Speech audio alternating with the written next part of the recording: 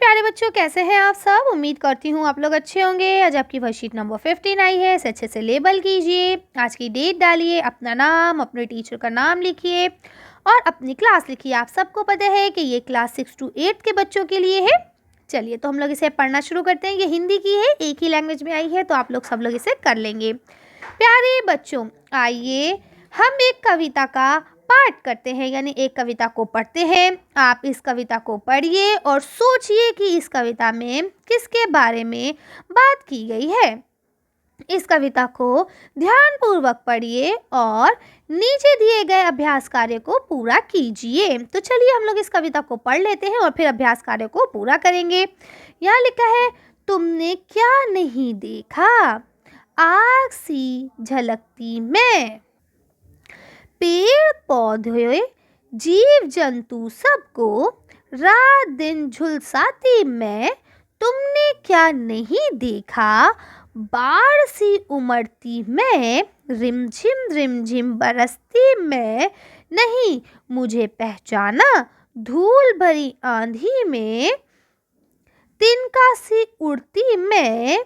ठीक है, जानोगे तब जब कोहरे से घिर जाऊंगी, ठंडे से सिकुड़ जाऊंगी, ठंड से सिकुड़ जाऊंगी। और फिर क्या होगा, मैं क्या हूँ, मौसम, हर साल हर बार बार बार आऊंगी मैं। ठीक है, तो ये मौसम ही तो है ना। क्या कहते हैं भाई, देखो क्या होता है, सबको पेड़ पौधे पर यहाँ देखिए धूप होती है, वर्षा होती है, बसंत ऋतु आता है, सर्दी आती है ना। तो ये सब क्या है, ये मौसम ही तो है जो हर वक्त बदलते रहते हैं। कभी बारिश आ गई, कभी धूप आ गई, है ना।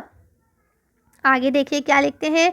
अब यहाँ लिखा हुआ है, इस कविता में कौन कौन से शब्द आपको कठिन लगे उन्हें लिखिए। तो अब देखिए, वैसे तो आप सब बड़े बच्चे हैं, मुझे पता है आपको इसमें से कोई भी शब्द कठिन नहीं लगा होगा, लेकिन अगर देखा जाए तो हो सकता है आपको लगता हो कि ये इसका क्या मतलब है मैम, है ना, झलकती, या ये झुलसाती का क्या अर्थ है ना, या ये उमड़ती का क्या अर्थ है ना। तो इस तरह के जो वर्ड्स हैं, अगर आपको लगता है कि मैम ये वर्ड्स थोड़े से मुश्किल है, तो आप इन्हें लिख सकते हैं। ठीक है, या फिर ये उड़ाती, ये तो आसान सा है, जानोगे, कोहरे से घिर जाऊंगी, है ना, ये सुकड़ना, हो सकता है ये सुकड़े, ये आपको वर्ड थोड़ा मुश्किल लगे, तो उन वर्ड्स को यहाँ आपको लिखना है जो भी आपके लिए कठिन हो। ठीक है, तो आप लोग ये कर सकते हैं खुद से, कोई परेशानी नहीं है। जो भी वर्ड्स आपको कठिन लगे आप उन्हें यहाँ लिख लेंगे। ठीक है, आगे देखिए यहाँ लिखा है, इस कविता में किन ऋतुओं की बात की गई है उनके नाम लिखिए। तो कौन कौन से हैं, तो देखिए सबसे पहले है आपका सर्दी, ये लिखिए सर्दी। दूसरा क्या है आपका गर्मी, है ना, सर्दी गर्मी। तीसरा क्या है आपका बरसात, बरसात यानी जिसे हम लोग बारिश बोलते हैं। इसके बाद आपकी एक और ऋतु होती है जिसे हम लोग बोलते हैं वसंत। ठीक है, इसके बाद एक और ऋतु होती है जिसे हम लोग बोलते हैं पतझड़, झड़ पतझड़। ठीक है, ये आती है आपकी सर्दी शुरू होने से पहले। ठीक है, तो इसे हम लोग कहते हैं पतझड़। तो इस तरह से ये 5 ऋतु होती हैं, इसे आप लोग लिख सकते हैं। आप लिख सकते हैं, मुख्यतः 4 ही ऋतुएं होती है, 5 ही ऋतुएं होती हैं यहाँ पे, बसंत, ग्रीष्म, वर्षा, उसके बाद होती है आपकी शरद और उसके बाद हेमंत। ठीक है, इसे हम लोग हेमंत को हम लोग शीत ऋतु भी कहते हैं। ठीक है, कर लेंगे। चलिए आगे पढ़ते हैं। अब देखिए आपको अगला क्वेश्चन लिखा है, आपको कौन सा मौसम सबसे अच्छा लगता है, उसके बारे में 5 वाक्य लिखिए। ठीक है, तो अब आपको कौन सा मौसम सबसे अच्छा लगता है उसके बारे में आपको लिखना है। अब देखिए यहाँ पे आपके 5 मौसम के नाम हैं, मैं आपको 5 मौसम के बारे में थोड़ा थोड़ा बता दूंगी, तो आपको जो सा मौसम अच्छा लगे आप सिर्फ उस वाले के बारे में लिख लेंगे। ठीक है, चलिए तो इसका आंसर देखते हैं।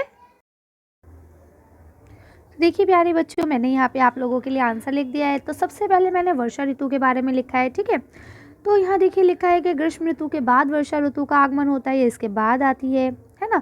और इसके बाद यहाँ हमने बताया कि 4 प्रमुख ऋतुएं होती हैं जिसमें आपकी वर्षा ऋतु को सबसे ज़्यादा अहमियत है ना। इसके बाद यहाँ पे लिखा है ये जुलाई अगस्त के महीने में होती है। ठीक है। इससे क्या होता है कि वर्षा होती है जिससे जो भूमिगत जल है वो बढ़ जाता है, उसका वाटर लेवल बढ़ जाता है अंडरग्राउंड वाटर का, है ना। इसके बाद इसमें फसलें अच्छी हो जाती हैं, सिंचाई में मदद मिलती है। तो इस तरह से ये तो हो गया हमारा वर्षा ऋतु के बारे में। तो अगर आपको वर्षा ऋतु पसंद है तो आप ये लिख सकते हैं, ठीक। लेकिन अगर आपको ग्रीष्म ऋतु पसंद है तो आप उसके लिए ये आंसर लिखेंगे कि भाई ग्रीष्म ऋतु ऐसी ऐसी होती है ना। ये 4-5 पॉइंट्स मैंने ग्रीष्म ऋतु के लिए बता दिए हैं कि भाई ये गर्मी होती है इसमें सबसे ज़्यादा, है ना, ठीक है। इसके बाद बता दिया है कि भाई ग्रीष्म ऋतु को जेठ और आषाढ़ के नाम से भी जाना जाता है, ठीक है। इसके बाद तापमान के कारण गर्म हवा चलती है, पूरे मौसम गर्म ही रहता है ना। इसके बाद यहाँ लिखा है गर्मी का मौसम सबसे अधिक तापमान होता है और शुष्क मौसम होता है, यानी सूखा सूखा मौसम होता है, ठीक है ना। तो इस तरह से ये आप लोग आसानी से कर सकते हैं, ठीक। अब ये लास्ट मैंने इसीलिए बता दिया कि ग्रीष्म ऋतु में जो दिन होते हैं वो लंबे होते हैं और रातें जो हैं वो छोटी होने लगती हैं। तो अगर आपको ग्रीष्म ऋतु पसंद है तो आप ये वाला लिख सकते हैं। इसके बाद अगर आपको लगता है कि मैम मुझे तो वसंत ऋतु पसंद है, तो भाई आप ये वसंत ऋतु की 5 लाइनें लिख सकते हैं, ठीक है। तो इस तरह से मैंने आपको सारे आंसर बता दिए। मैं सारे पढ़ के नहीं बताऊंगी क्योंकि फिर बहुत लेंथी हो जाती है वीडियो। आप लोग यहाँ से देख सकते हैं कि भाई वर्षा ऋतु को सभी ऋतुओं का राजा माना जाता है, वसंत ऋतु को, ठीक है। इसके बाद इसका आगमन जो है वो फरवरी मार्च में होता है, फरवरी मार्च इस महीने में रहता है ना। इसी में आपका मुगल गार्डन भी खुलता है, आप लोग अगर गए हों तो। इसके बाद देखिए लिखा है वसंत ऋतु शीत ऋतु और ग्रीष्म ऋतु के बीच में आती है, ठीक है, क्योंकि इस वक्त शीत ऋतु जा रही होती है और ग्रीष्म ऋतु का आगमन होता है और इसके बीच में वसंत ऋतु आती है, ठीक है। इस समय तापमान जो होता है ना ज़्यादा ठंडा होता है ना बहुत गर्मी होती है, बहुत अच्छा मौसम होता है और घूमने के लिए तो बहुत ही अच्छा होता है ना। और साथ ही साथ इसमें क्या होता है सुंदर सुंदर पेड़ खिलते हैं, नए नए फूल खिलते हैं, सारे पेड़ों पे हरियाली होती है, ठीक है। तो इसे आप लोग आसानी से कर सकते हैं।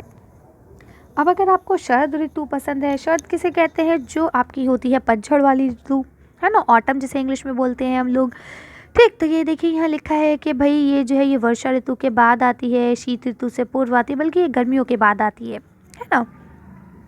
यहाँ पे इन महीनों के नाम लिखे कि भाई इस महीने में आती है, इसमें मौसम सुहावना होता है ना, शानदार मौसम होता है और इसमें लोग आनंद लेते हैं, ज़्यादा सर्दी नहीं होती, ज़्यादा गर्मी नहीं होती, ठीक है। तो आप इसे कर सकते हैं। और अगर आपको शीत ऋतु पसंद है यानी कि ठंडा मौसम पसंद है तो आप इसके बारे में भाई लिख सकते हैं कि भाई इस महीने में आता है, कर लेंगे। अब देखिए लास्ट ये क्वेश्चन है, ये आपकी गतिविधि है। इसमें लिखा है अंग्रेजी कैलेंडर के हिसाब से कौन सी ऋतु कब से कब तक होती है, इसके बारे में आप अपने परिवार के साथ चर्चा कीजिए, ठीक है। तो चलिए इसका आंसर भी देख लेते हैं और उसके बाद वीडियो को फिनिश करते हैं। देखिए तो आपको पता है वसंत ऋतु आती है फरवरी से अप्रैल तक, ठीक है। इसके बाद ग्रीष्म ऋतु मई जून में रहती है। इसके बाद आपकी वर्षा ऋतु जुलाई से अगस्त हो जाती है। इसके बाद शरद ऋतु आ जाती है जिसमें सितंबर अक्टूबर का महीना हो जाता है। उसके बाद आपकी ये सर्दी वाली जो ऋतु है ये नवंबर दिसंबर जनवरी फरवरी तक पूरे में ये रहती है, ठीक है, कर लेंगे। चलिए तो आज की वीडियो को हम लोग यहीं खत्म करते हैं। आज की वर्कशीट में बस इतना ही। अगर आपको हमारी वीडियो पसंद आई हो तो प्लीज़ इसे लाइक और शेयर करें। अगर अभी तक आपने हमारे चैनल को सब्सक्राइब नहीं किया तो प्लीज़ हमारे चैनल को सब्सक्राइब करें। Thank you for watching.